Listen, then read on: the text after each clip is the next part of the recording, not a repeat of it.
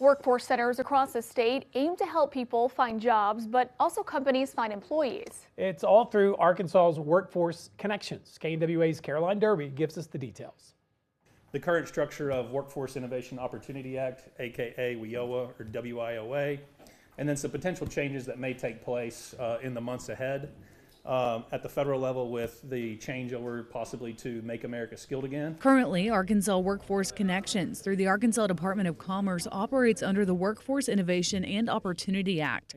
Cody Waits, who is the executive director, says the possible transition would consolidate 11 different grant programs into one block grant. I think part of this effort from WIOA, whether they reauthorize WIOA as it exists today, or whether they make this transition to a Make America Skilled Again model, is to somewhat simplify the flow of funds and how that operates at a state level. He told lawmakers there are three main areas where funding and services go right now: adults, youth, and dislocated workers. You would no longer really have those three buckets. You would just have one bucket of funding that local areas would be able to leverage to the best of their ability and kind of the populations that they see most likely to fit. Waits also said Make America Skilled Again would require 10% of money to go to apprenticeship expansion.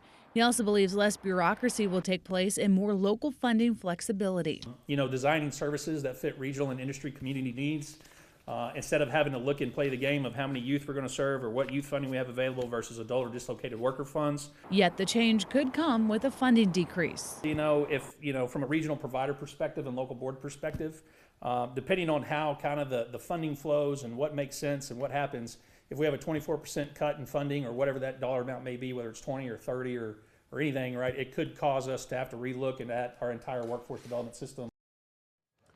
That's Caroline Derby reporting. We still don't know the true impacts of what Make America Skilled Again could bring to people, since this is still just a topic under discussion.